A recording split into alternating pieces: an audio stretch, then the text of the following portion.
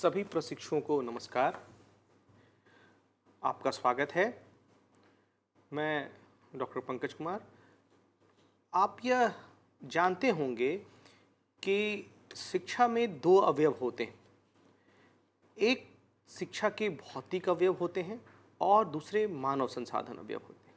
और जो मानव संसाधन का अवयव है उसकी सबसे मजबूत कड़ी और सबसे महत्वपूर्ण कड़ी होता है शिक्षक। एक शिक्षक की भूमिका बहुत महत्वपूर्ण होती है पूरे विद्यालय में, पूरे बच्चे के तैयारी में। यदि हम प्रारंभिक शिक्षा में जब हम सार्वभौमिकरण की बात करते हैं तो हमें पहले ये समझना होगा, हम जब उन शिक्षकों की तैयारी की बात करते हैं तो उसे हमें समझना होगा कि प्रारंभिक शिक्षा क्या है, प्रारंभिक शिक्षक कैसे तैयार किए जा सकते हैं। तो आज हमारे बीच प्रारंभिक शिक्षा पर में शिक्षकों की तैयारी पर चर्चा करने के लिए हमारे पास उपलब्ध हैं डॉक्टर सोमू सिंह। आपका बहुत बहुत स्वागत है। डॉक्टर साहब काशी हिंदू विश्वविद्यालय के शिक्षा संकाय में असिस्टेंट प्रोफेसर हैं। तो मैं ये जानना चाहूँगा कि, और ये प्रशिक्षु भी जानना चाहेंगे कि प्रारंभिक शिक्षा क्या है। ये प्रारंभिक शिक्षा जो है वो प्राथमिक शिक्षा से किस प्रकार भिन्न है या क्या एक है। तो ये एक अक्सर ये देखने को मिलता है कि प्रशिक्षुओं के बीच ये द्वंद्व सा होता है कि प्राथमिक शिक्षा क्या है प्राथमिक शिक्षा, प्रारंभिक शिक्षा एक दूसरे से भिन्न संप्रत्यय है। तो इस पर आप थोड़ा पहले प्रकाश डालें कि ये प्रारंभिक शिक्षा क्या है। देखिए, आज की चर्चा सत्र का जो मुख्य केंद्र बिंदु है प्राथमिक अर्थात प्रारंभिक शिक्षकों की तैयारी। प्रारंभिक शिक्षकों की तैयारी को समझने से पहले सबसे पहले यह समझें कि प्रारंभिक शिक्षा क्या है। प्रारंभिक शिक्षा की जो संरचना आज प्रचलित है, ये आज इस रूप में जो है वो किस तरीके से आई, इसके बारे में हम चर्चा करेंगे कि 26 जनवरी 1950 को पूरे देश में भारतीय संविधान लागू किया गया। संविधान की धारा 45 में निःशुल्क और अनिवार्य शिक्षा को राज्य का एक नीति निर्देशक सिद्धांत घोषित किया गया और इस धारा में उल्लिखित है कि राज्य इस संविधान के लागू किए जाने के समय से 10 वर्ष के अंदर सब बच्चों के लिए, जब तक वह 14 वर्ष की आयु पूर्ण नहीं कर लेंगे, निःशुल्क और अनिवार्य शिक्षा प्रदान करने का प्रयास करेगा। तो जो आज आपको देखने को मिलती है 10+2+3 शिक्षा संरचना, ये हमारे सामने कोठारी कमीशन 1964 में आया। उसने ये प्रस्ताव दिया कि पूरे देश में एक समान शिक्षा संरचना हो और इसको 1968 में भारतीय सरकार ने शिक्षा नीति के माध्यम से इसको जारी किया और ये शिक्षा की संरचना पूरे देश में आज भी लागू है, जिसमें 10 वर्ष की सामान्य शिक्षा है और उस 10 वर्ष की सामान्य शिक्षा के अंतर्गत 8 वर्ष की प्रारंभिक शिक्षा और 2 वर्ष की उसमें हाई स्कूल स्तर की शिक्षा जोड़ी गई। तो जो प्रारंभिक शिक्षा है वो कक्षा 1 से कक्षा 8 तक की 8 वर्षीय शिक्षा है, जिसमें 5 वर्ष का प्राथमिक स्तर और 3 वर्ष का उच्च प्राथमिक स्तर है। तो ये जो संरचना है, ये कोठारी आयोग ने जो 10 वर्ष की सामान्य शिक्षा है उसको बड़े स्पष्ट रूप से अपनी अनुशंसाओं में उल्लिखित किया था। उन्होंने कहा था कि पूर्व विद्यालयी शिक्षा 1 से 3 वर्ष की हो सकती है, निम्न प्राथमिक शिक्षा 4 या 5 वर्ष की हो सकती है, उच्च प्राथमिक शिक्षा 3 वर्ष की हो सकती है, निम्न माध्यमिक शिक्षा 2 या 3 वर्ष की हो सकती है और उच्चतर माध्यमिक शिक्षा 2 या 3 वर्ष की हो सकती है। ये वो दौर था जब राष्ट्रीय शिक्षा व्यवस्था का कोई एक ढांचा प्रचलित नहीं था, तो एक अपनी तरह का एक चीज़ों को सिस्टमेटाइज करने के लिए एक बहुत अच्छा प्रयास था। उसके बाद राष्ट्रीय शिक्षा नीति 1986 आई और उसमें 1992 में कुछ संशोधन किए गए। इन दोनों ही नीतियों में 10+2 संरचना को ही स्वीकार किया गया और 1992 में केवल एक संशोधन किया गया, परिमार्जन किया गया कि जो +2 था, जी हाँ, जो +2 था वो पहले कॉलेज में और स्कूल में, यानी कि विश्वविद्यालय में या स्कूल में या दोनों में हो सकता था। 92 के संशोधन के बाद इन्होंने कहा कि जो +2 है वो केवल विद्यालयों में रहेगा।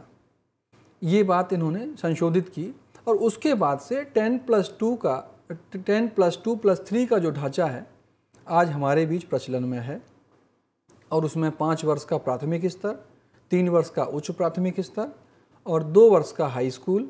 स्पष्ट रूप से आप देखेंगे देश के अधिकांश राज्यों में इस तरह का ढांचा आपको देखने को मिलेगा। नहीं तो क्या हम लोग ये मान सकते हैं कि प्रारंभिक शिक्षा के अंतर्गत ही प्राथमिक शिक्षा होती है? अब उसी बात पर मैं आने वाला जी, था जी, जी, कि प्राथमिक शिक्षा मुख्यतः प्रारंभिक शिक्षा का प्रारंभिक अंग है, बिल्कुल अनुभाग पहला है अंग उसका। है, अनुभाग है। जी जी 8 वर्ष की जो प्रारंभिक शिक्षा है जी उसमें जो पहले 5 वर्ष हैं जी उस शिक्षा को इन्होंने प्राथमिक शिक्षा कहा है और जो अगले 3 वर्ष हैं वो जो है उच्च प्राथमिक स्तर है, उसको इन्होंने उस रूप में कहा गया। और इसका जो संदर्भ बिंदु है वो भी स्पष्ट कर दूं मैं, भारतीय संविधान में जिन आयु वर्ग के बच्चों को निःशुल्क एवं अनिवार्य रूप से शिक्षा देने का प्रावधान किया गया है उन आयु वर्ग के बच्चों की शिक्षा ही बेसिकली प्रारंभिक शिक्षा है। अच्छा, अर्थात जो शिक्षा 6 वर्ष की आयु से प्रारंभ होकर के बच्चे की 14 वर्ष की आयु तक चलती है वही प्रारंभिक शिक्षा है। और उसमें जो निम्न प्राथमिक शिक्षा है वो 6 से 11 वर्ष की आयु तक सामान्यतः चलती है और उसके बाद जो उच्च प्राथमिक शिक्षा है वो सामान्यतः 11 से 14 वर्ष की आयु के बच्चों के लिए होती है। तो इससे स्पष्ट है कि प्राथमिक शिक्षा प्रारंभिक शिक्षा से थोड़ी सी उस संप्रत्या को समझने में समझना होगा कि 1 से 8 तक की जो शिक्षा है वो प्रारंभिक शिक्षा है और 1 से 5 तक प्राथमिक शिक्षा कहा जाता है। एक और इसमें भ्रम कभी कभार देखने को मिलता है जी कि औपचारिक शिक्षा की शुरुआत कहाँ से होती है। कभी कभी माना जाता है कि जो पूर्व प्राथमिक शिक्षा वो औपचारिक शिक्षा का अंग है या नहीं। तो इसमें बड़ा स्पष्ट है कि पूर्व प्राथमिक शिक्षा कोई औपचारिक शिक्षा नहीं है वरन प्राथमिक शिक्षा के लिए बच्चों की पूर्व तैयारी मात्र है। जी हाँ, बिल्कुल। इसका मतलब यह स्पष्ट है कि प्रारंभिक शिक्षा या कहें स्कूली शिक्षा जी का जो पहला औपचारिक स्तर है वो प्राथमिक स्तर है। अच्छा, हाँ, कक्षा 1 से 5 तक की जो शिक्षा है। आपने इसे पूरी अच्छी तरह से स्पष्ट कर दिया कि किस प्रकार प्रारंभिक शिक्षा प्राथमिक शिक्षा से भिन्न है। आपने आयु वर्ग के आधार पर इसकी विवेचना कर दी और कक्षा के आधार पर भी इसकी विवेचना कर दी। ये बिल्कुल अब स्पष्ट हो चुका है कि प्रारंभिक शिक्षा क्या है। यदि प्रारंभिक शिक्षा की बात तो अब हम समझ चुके हैं, जो हमारा मूल एक जिस पे हम बात करना चाह रहे थे तैयारी शिक्षकों की, तो शिक्षकों की तैयारी से भी पहले ये भी समझना होगा कि भाई प्रारंभिक शिक्षक कौन हो गए। निश्चित रूप से जी हाँ, प्राथमिक शिक्षक या प्रारंभिक शिक्षक इस तरह के टर्म प्रचलित हैं। से पूछा जाए कि आप क्या करते हैं, हम प्राइमरी टीचर हैं, आपने अक्सर सुना होगा। कोई एलिमेंट्री टीचर कहते हुए जल्दी सुनने में आपको नहीं मिलता, प्रचलन में इस तरह का शब्द नहीं है। इसीलिए हमने अपने शिक्षार्थियों के लिए यह बिंदु जोड़ा कि पहले यह समझा जाए कि प्रारंभिक शिक्षक कौन है। तो निश्चित रूप से बड़ा सामान्य सा उत्तर है इसका कि प्रारंभिक शिक्षा में शिक्षण कार्य से जुड़े व्यक्ति को प्रारंभिक शिक्षक कहा जाता है। अर्थात जो प्राथमिक विद्यालय में और उच्च प्राथमिक विद्यालय में अध्यापन कार्य कर रहे हैं उन सभी व्यक्तियों को प्रारंभिक शिक्षक की श्रेणी में रखा जा सकता है। अच्छा, 1 से लेकर 5 तक के जो प्राथमिक विद्यालय हैं और 6 से लेकर 8 तक के जो उच्च प्राथमिक विद्यालय हैं, इनमें जो भी व्यक्ति शिक्षण कार्य कर रहा है वो प्रारंभिक शिक्षक कहा जाता है। और ये कक्षा 1 से लेकर अधिकतम कक्षा 8 तक के विद्यार्थियों का मार्गदर्शन कर सकते हैं। तो अगर प्राथमिक शिक्षक तो हमें समझ में आ गए, प्रारंभिक शिक्षक भी समझ में आ गए, ये प्रारंभिक शिक्षक जो हैं उनकी तैयारी एक महत्वपूर्ण विषय था जिस पे हम लोग बात करना प्रारंभ किए थे। तो इन प्रारंभिक शिक्षकों की तैयारी हेतु कौन कौन से पाठ्यक्रम उपलब्ध हैं, कैसे ये तैयारी हो सकती है उनकी, इस पर अपने बिंदु रखना चाहेंगे? जी, प्रारंभिक शिक्षक बनने हेतु जो आवश्यक शैक्षिक अर्हता है उसके अंतर्गत ग्रेजुएशन, स्नातक और अथवा बीएड, प्रारंभिक शिक्षा में डिप्लोमा, प्रारंभिक शिक्षा में स्नातक डिग्री के साथ साथ प्राथमिक अथवा उच्च प्राथमिक स्तर के लिए शिक्षक पात्रता परीक्षा को उत्तीर्ण करना पड़ता है। अच्छा। ये तो हमने रोजगार की दृष्टि से जो औपचारिक अर्हताएं हैं यहाँ मैं थोड़ा एक चीज़ की पात्रता परीक्षा जो लोग कहते हैं कि उसे पास करना अनिवार्य है, तो ये पहले मैं नहीं सुनता था कि भाई पात्रता परीक्षाएं हो सकती हैं। तो इस पर कोई खास बदलाव ये क्या है? ये बदलाव दरअसल प्रारंभिक शिक्षा में शिक्षकों की गुणवत्ता का उन्नयन करने के लिए, उसको सुनिश्चित करने के लिए एक परीक्षा आयोजित करने का प्रस्ताव आया और केंद्र सरकार ने उसको संसद के माध्यम से अधिनियमित किया। और ये अब आप जानते हैं एनसीटी ने भी इसको बिल्कुल अपने नॉर्म्स एंड स्टैंडर्ड्स में इसको बिल्कुल, क्योंकि उल्लिखित कर दिया है। शिक्षा के अधिकार अधिनियम के तहत वो एक अकादमिक प्राधिकार है और उससे उसने कर दिया है। तो शिक्षक प्रशिक्षण कार्यक्रम के उपरांत जी आपको शिक्षक पात्रता परीक्षा उत्तीर्ण करनी पड़ती है, आवश्यक है। उसी के पश्चात आप प्रारंभिक शिक्षक बन सकते हैं। अच्छा, तो ये जो कार्यक्रम चलाए जा रहे हैं तो उनके पाठ्यक्रम क्या होते होंगे? हाँ, उसी पर हम आने वाले थे। उससे बीच में प्रारंभिक अध्यापक शिक्षा कार्यक्रमों के बहुत से नाम प्रचलित थे। अच्छा, नाम जी। हाँ, जिसमें आपने सुना होगा उत्तर प्रदेश में बीटीसी और भी जगहों पर जैसे जेबीटी, डिप्लोमा इन एजुकेशन। बिल्कुल। इसको वर्ष 2014 में राष्ट्रीय अध्यापक शिक्षा परिषद ने इन अलग अलग नामों के स्थान पर इस कार्यक्रम का नाम एक रख दिया, DLED, diploma in elementary education. जी। हालांकि केवल DLED वाले ही प्रारंभिक शिक्षक नहीं बनते हैं। जी। कुछ राज्यों में बीएड की परीक्षा उत्तीर्ण करने के बाद बीएड के विद्यार्थियों को भी उच्च प्राथमिक स्तर पर प्रारंभिक शिक्षक के रूप में नियुक्ति प्रदान की जाती है। हाँ, प्रारंभिक शिक्षक प्रशिक्षण हेतु जो कार्यक्रम हैं उनमें प्रमुख रूप से DLED, आपका प्रारंभिक शिक्षा में डिप्लोमा कार्यक्रम जो 2 वर्ष का है फेस टू फेस मोड में, प्रारंभिक शिक्षा में स्नातक कार्यक्रम भी है BLED जो 4 वर्षीय है, और बीएड कार्यक्रम जो पहले 1 वर्ष का था फेस टू फेस मोड में, अब वो 2 वर्षीय कर दिया गया है। ये प्रमुख जो है कार्यक्रम हैं जिनके पश्चात व्यक्ति प्रारंभिक शिक्षक बन सकता है। अब हम आते हैं उस मुद्दे पर जिसकी बात आपने कही कि प्रारंभिक शिक्षकों की तैयारी के महत्वपूर्ण तत्व कौन से हैं। बिल्कुल। तो उसका सबसे महत्वपूर्ण जो तत्व है वो है करिकुलम, पाठ्यक्रम। अच्छा, कि प्रारंभिक शिक्षक तैयार करने के लिए पाठ्यक्रम में किन किन बातों का समावेश किया जाता है, जी, इसको स्पष्ट समझना आवश्यक है। पाठ्यक्रम के जो मुख्य 2 पक्ष हैं, एक सैद्धांतिक पक्ष और दूसरा उसका क्रियात्मक पक्ष।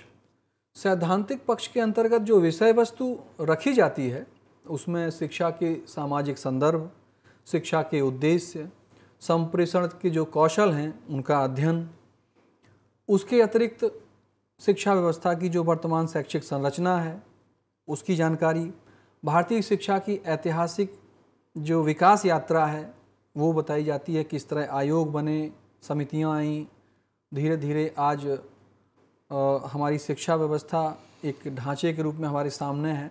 अभी भी नई राष्ट्रीय शिक्षा नीति विमर्श के दौर में है। प्रारंभिक शिक्षा की वर्तमान स्थिति क्या है, प्रारंभिक शिक्षा से जुड़ी समस्याएं कौन कौन सी हैं, चुनौतियां क्या हैं और मुद्दे क्या हैं, ये भी प्रारंभिक शिक्षा की विषय वस्तु के अंतर्गत पढ़ाया जाता है।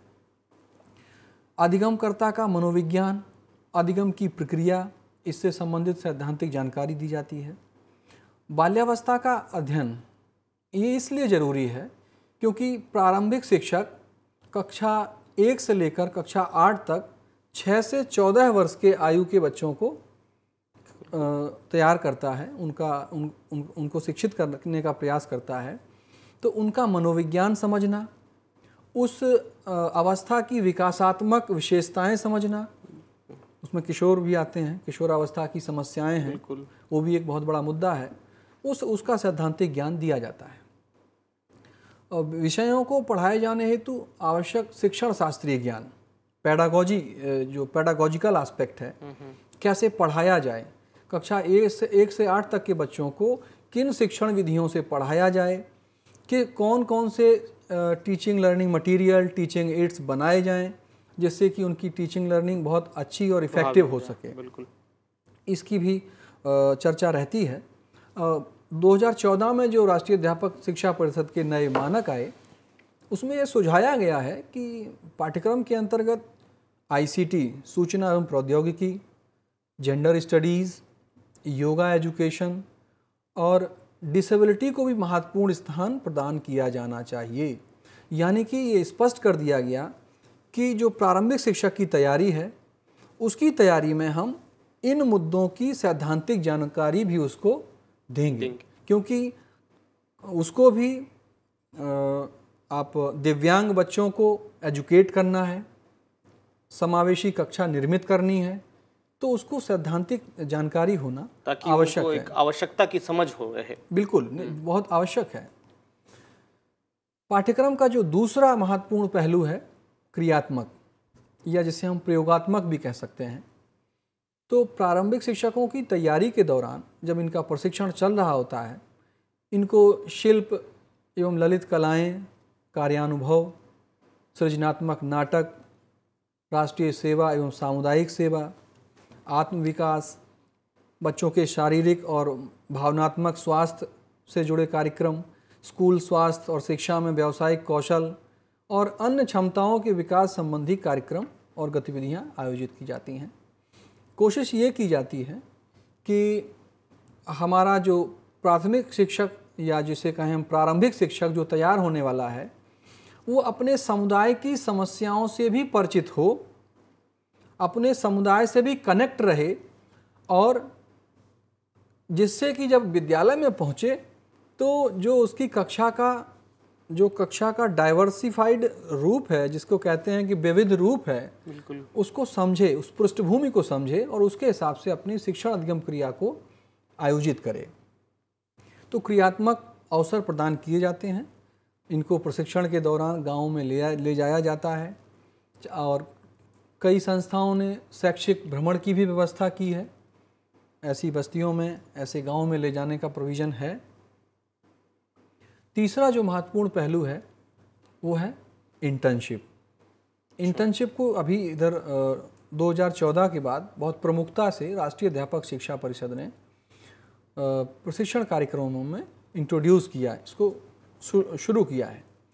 इंटर्नशिप का कॉन्सेप्ट मूल रूप से इसलिए लाया गया कि जो पहले अवधि कम थी, उस कम अवधि में जो शिक्षण अभ्यास था, जो प्रैक्टिस टीचिंग थी, उसमें वो केवल टीचिंग एस्पेक्ट में जाकर के स्कूल में कार्य करता था। जो स्कूल के दूसरे अनुभव हैं वो उसे नहीं मिल पाता, उनसे वंचित रह जाता था। और जो प्रारंभिक शिक्षक की जो तैयारी है, जिसे हम कहें कि समग्र तैयारी, उसके लिए आवश्यक है कि स्कूल में वो न केवल शिक्षण के कौशल सीखे, बल्कि स्कूल के जो अन्य कार्य हैं, अन्य गतिविधियां हैं, जिसमें पाठ्यक्रम संबंधी गतिविधियां हैं, पाठ्य सहगामी गतिविधियां हैं, प्रशासनिक अनुभव हैं, वो यह भी देखे कि मिड डे मील भोजन कैसे बन रहा है, बिल्कुल, इसको बनाने के पीछे क्या व्यवस्था करनी पड़ती है, समाज से संपर्क भी है, समाज से संपर्क भी है, PTA, पेरेंट टीचर्स एसोसिएशन किस तरीके से कार्य करता है, बैठकें कैसे होती हैं, कमेटी कैसे काम कर रही है, जी, स्कूल मैनेजमेंट कमेटी क्या, किसका कंपोजिशन क्या है, बिल्कुल, उनकी भूमिका क्या है, बैठकें होती हैं, ये सब भी मुद्दे वो जाने। और एक प्रधानाध्यापक के रूप में कितने तरह के रजिस्टर मेंटेन करने पड़ते हैं, दस्तावेजों को बनाना, चीज़ों को रिकॉर्ड करना, पत्राचार करना अपने उच्चाधिकारियों को, इन सब चीज़ों का भी व्यवहारिक ज्ञान हमारा प्रारंभिक शिक्षक सीखे। इसलिए उसको इंटर्नशिप के दौरान स्कूल में फुल टाइम रखा जाता है, जिससे कि समस्त विद्यालयी अनुभव प्राप्त कर सके। उसको विद्यालय के लिए रिलीज़ कर दिया जाता है और विद्यालय में एक पूर्णकालिक शिक्षक की तरह कार्य करता है। यहाँ तक कि कई संस्थाओं ने इस तरह के प्रावधान कर दिए हैं कि अगर आपको छुट्टी पर जाना है, आपका इंटर्नशिप चल रहा है, तो जो एक शिक्षक को जितनी छुट्टियाँ अनुमन्य हैं उतनी ही छुट्टियाँ आप ले करके और उसी तय प्रक्रिया के माध्यम से जाएंगे। आपका जो प्रधानाचार्य है उसको आप प्रार्थना पत्र लिखेंगे। ये भी सीखने का एक माध्यम है। बिल्कुल बिल्कुल औपचारिक तरीका आप सीखें।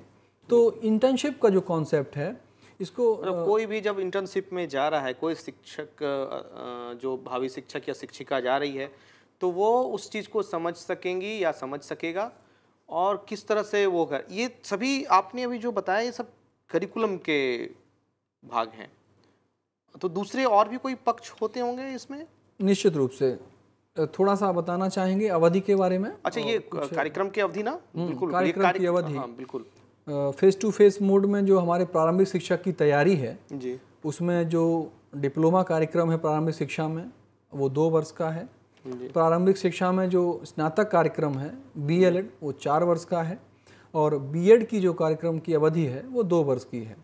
और इस अवधि का विस्तार किया गया मुक्त एवं दूरस्थ अधिगम प्रणाली के अंतर्गत अलग अलग कार्यक्रमों में थोड़ा सा अवधि का विस्तार कर दिया गया है। अब इसका जो एक अन्य महत्वपूर्ण पहलू है शिक्षण विधियाँ, कि प्रारंभिक शिक्षक की तैयारी में किन किन शिक्षण विधियों का इस्तेमाल शिक्षक प्रशिक्षक द्वारा किया जाता है। तो प्रमुख रूप से हम सभी ने सुना है व्याख्यान विधि के बारे में। व्याख्यान विधि का बहुतायत से इस्तेमाल किया जाता है।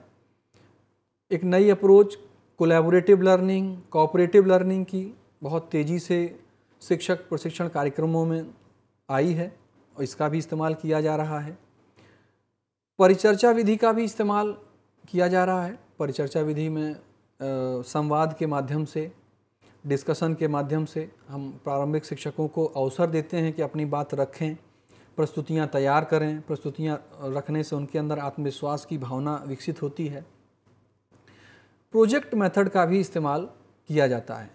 प्रोजेक्ट मेथड में उनको कहा जाता है कि आप अपनी स्वेच्छा से अपने परिवेश की या किसी भी समस्या का आप चयन करिए, चिन्हित करिए और उसके हल के लिए भी एक आप प्रस्ताव प्रस्तुत करिए और बैठ कर के संसाधनों पर चर्चा होगी और उसके बाद आप समस्या का समाधान खोजने के लिए या तो क्षेत्र में जा सकते हैं या फिर अपने समुदाय में कहीं भी उसको हल करने का प्रयास कर सकते हैं। तो जो विधियां हैं उनमें कोशिश की जाती है कि उसको समस्त सैद्धांतिक ज्ञान के साथ साथ व्यवहारिक ज्ञान भी प्रदान किया जाए और उसके जो व्यक्तित्व का विकास है, क्योंकि शिक्षक का जो मूल कार्य है उसे प्रस्तुतिकरण को मजबूत करना है, संप्रेषण कौशल को मजबूत करना है, तो उन विधियों का फोकस यही रहता है कि उसके अंदर इन सारे पक्षों का विकास किया जाए जिससे कि वो अपने विद्यार्थियों को वो अपेक्षित ज्ञान, कौशल और मूल्य दे पाए जब वो शिक्षक बनेगा।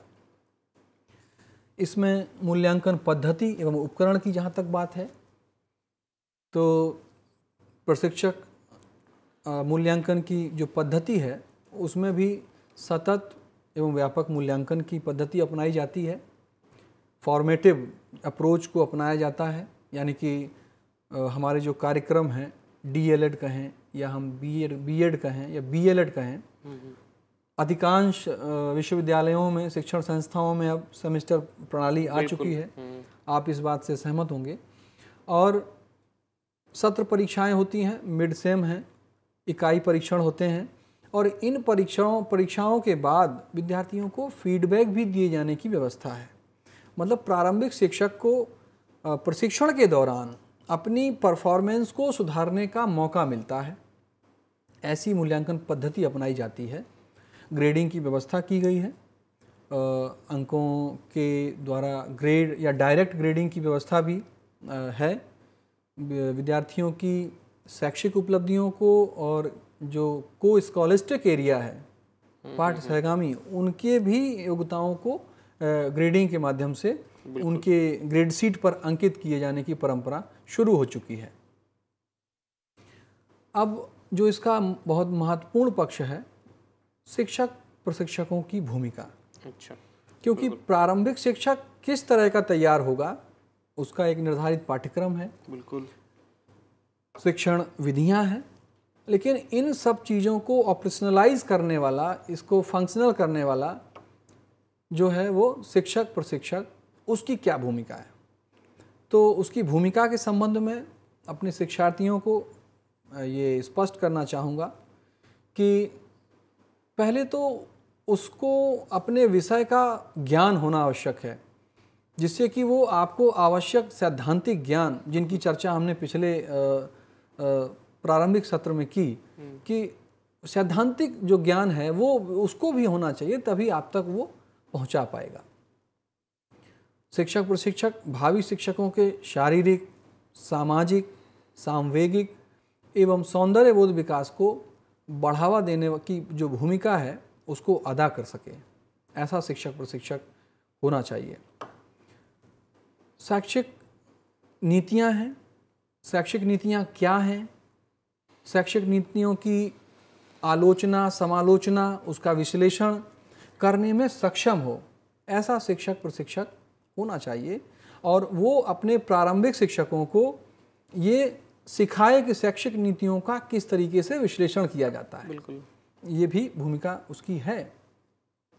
इंटर्नशिप के दौरान उनकी शिक्षण कौशलों को, उनकी टीचिंग को सुपरवाइज करने का भी उसके पास कौशल होना चाहिए, पर्याप्त जानकारी होना चाहिए कि कितने कौशल हैं और उनको हम कैसे सुपरवाइज करेंगे, कैसे इफ़ेक्टिवली हम उनको फीडबैक दे करके उनमें उन कौशलों को विकसित करेंगे। ये भी शिक्षक प्रशिक्षक की भूमिका है। शिक्षक प्रशिक्षक पाठ्य सहगामी क्रियाओं को प्रभावशाली तरीके से आयोजित करने की योग्यता भी रखता हो। बिल्कुल, वो अपने प्रारंभिक शिक्षकों के सामने, उन शिक्षकों के सामने ये दिखाए कि कैसे कोई को करिकुलर एक्टिविटी ऑर्गेनाइज की जाती है, कैसे मैनेज की जाती है, जिससे कि हमारे प्रारंभिक शिक्षक सीख सकें। जब स्कूल में वो जाएंगे और ये उनको कराना पड़ेगा, मान लो स्कूल में पहुंचने के बाद उनसे कहा गया कि आप एक क्विज करवाइए या कोई स्पोर्ट्स एक्टिविटी कराइए 3 विद्यालयों के बीच में लेकर के, तो उसके पास अनुभव है, उसने सीखा है अपने टीचर एजुकेटर के माध्यम से। तो ये भी उसको एक्सपोजर यहाँ प्रदान करने की जिम्मेदारी हमारे टीचर एजुकेटर की है। एक और महत्वपूर्ण पक्ष है सूक्ष्म शिक्षण तकनीक को बेहतर तरीके से प्रयोग करने संबंधी भूमिका। इसमें ये सूक्ष्म शिक्षण तकनीकी हमारे प्रारंभिक शिक्षकों में शिक्षण कौशल विकसित करने की तकनीकी है। इसके माध्यम से हम प्रारंभिक शिक्षक को विभिन्न प्रकार के कौशलों से युक्त करते हैं और ये कार्य प्रशिक्षण के दौरान बखूबी करने के लिए हमारा शिक्षक प्रशिक्षक प्रयास करता है और वो सभी आवश्यक कौशल ट्रेनिंग के दौरान डेवलप करता है हमारे प्रारंभिक शिक्षकों में। और इसके अलावा एक दो तथ्य और मैं रखना चाहूँगा कि वो यह भी बताना सिखाए प्रारंभिक शिक्षकों को कि कैसे शिक्षण अधिगम सहायक सामग्री निर्मित की जाती है। जी जी बिल्कुल, उसकी महत्ता क्या है, बिल्कुल, और कहाँ प्रयोग होना चाहिए, कैसे हम रियल ऑब्जेक्ट्स को अपने टीचिंग लर्निंग प्रोसेस में लाएं, कैसे हम मॉडल बनाएं, कैसे हम चार्ट पेपर बनाएं, इन सारी चीज़ों के माध्यम से किस प्रकार हम शिक्षित करें। ये जब ट्रेनिंग हमारे प्रारंभिक शिक्षक को उस अवधि में प्राप्त होगी तो निश्चित रूप से जब वो अपने प्रारंभिक विद्यालय पर पहुंचेगा तो इसको बेहतर तरीके से इस्तेमाल कर पाएगा। तो हम देखें तो बहुत महत्वपूर्ण भूमिका है टीचर एजुकेटर की। और जितने भी हमने आपसे चर्चा की कि उसकी तैयारी के जो महत्वपूर्ण तत्व हैं, उन तत्वों में सबसे ज़रूरी पक्ष है पाठ्यक्रम, शिक्षण विधियाँ। इसके पश्चात हमने चर्चा की शिक्षक प्रशिक्षक की भूमिका। बिल्कुल। और इसके पहले हमने कहा कि उसका जो रोल है। बिल्कुल, आपने पूरी बारीकी से ये रखा कि प्रारंभिक शिक्षा क्या है, प्रारंभिक शिक्षक कौन है, किस प्रकार से प्रारंभिक शिक्षक की तैयारी हो सकती है। उस तैयारी के क्रम में भी आपने शिक्षण विधियों की चर्चा की, शिक्षकों के लिए जो पाठ्यचर्याएं बनाई गई हैं उन पे चर्चा की, और जो शिक्षक प्रशिक्षक है उनकी भूमिका को भी इंगित किया। इन सभी एक अच्छे विषयों को आपने प्रशिक्षुओं के बीच समझ बनाई है। आप सभी प्रशिक्षु भी इस एक अच्छे मुद्दे पर बातचीत से एक अच्छी समझ बना पाए होंगे। आपने इसे गंभीरता से सुना, समझा, इसके लिए आप सभी प्रशिक्षुओं का भी धन्यवाद, और इसके साथ आपका भी डॉक्टर साहब धन्यवाद।